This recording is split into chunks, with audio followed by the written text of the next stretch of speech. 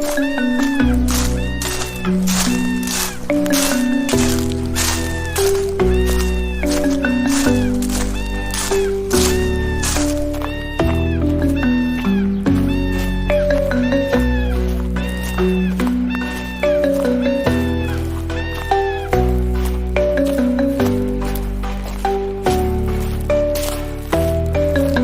do we walk past when a voiceless creature cries for help? Is it fear or indifference? Because one ordinary evening, a woman refused to walk away, and that single choice changed a life. It was a quiet evening. The sun had just dipped behind the hills. On her way home from work, the woman slowed down near a fallen tree. The ground was littered with broken branches, feathers, and the faint sound of distress. She followed the sound and saw it, a parrot, trembling under the debris, gasping for breath. Its wings were bruised, and beneath it lay a tiny half-formed egg. The poor bird was trying to lay it, but couldn't. It twisted in pain, letting out weak squeaks. The woman knelt beside it, whispering softly, "It's okay. I've got you." She looked around.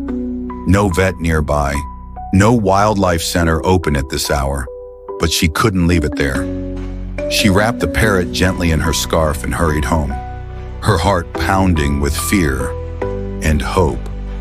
At home, she placed the parrot on a towel. Its eyes flickered weakly. The woman knew she had to act, or the parrot would not survive the night. She recalled something she'd read about helping egg-bound birds. Taking a deep breath, she held the fragile creature in one hand, and with trembling fingers, she helped it lay the egg.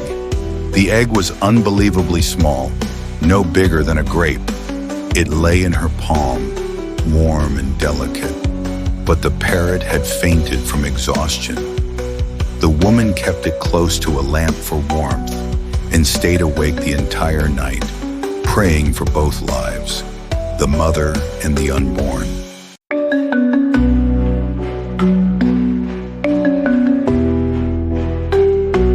By morning, the parrot stirred weakly, but the egg needed a nest, and the woman had no idea how to care for it.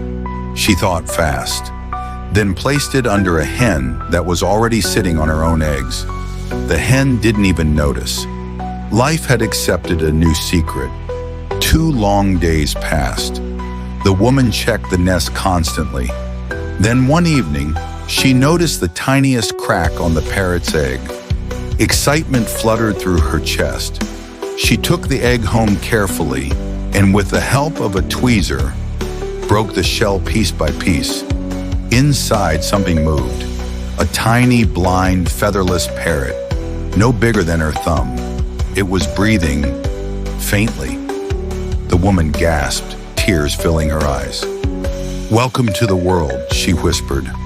And in that moment, she promised herself she wouldn't let this life fade away. She cleaned the little one and built a nest from cotton and grass inside a jewelry box. Every few hours, she fed it crushed insects with the tip of a spoon. Days turned into weeks. The baby grew stronger, its eyes opened, and every time it chirped, the woman smiled like it was her own child. The woman named it Leaf, because it had fallen, yet lived. As Leaf grew, it followed her everywhere, chirping while she read the newspaper, nibbling her sleeve, and climbing her shoulder like a curious toddler. One morning while feeding Leaf, the woman looked out her window. The once green patch across her street had turned into a construction site.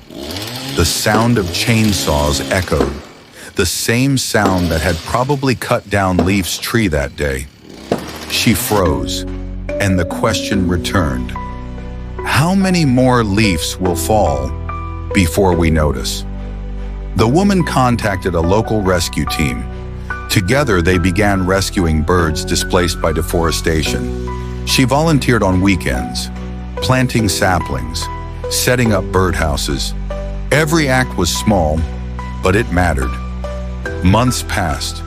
Leaf had now grown into a magnificent parrot with emerald wings. The woman knew it was time to let it fly.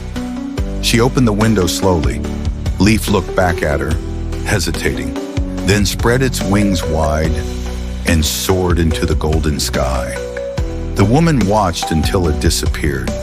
A tear slipped down her cheek, but a smile followed, because she knew love never really leaves. It just changes its form. That night she wrote in her diary, "Deforestation doesn't just destroy trees, it destroys homes." And as she turned off the light, she whispered, May every fallen leaf find a hand that lifts it, because sometimes the smallest rescue can heal a wounded world.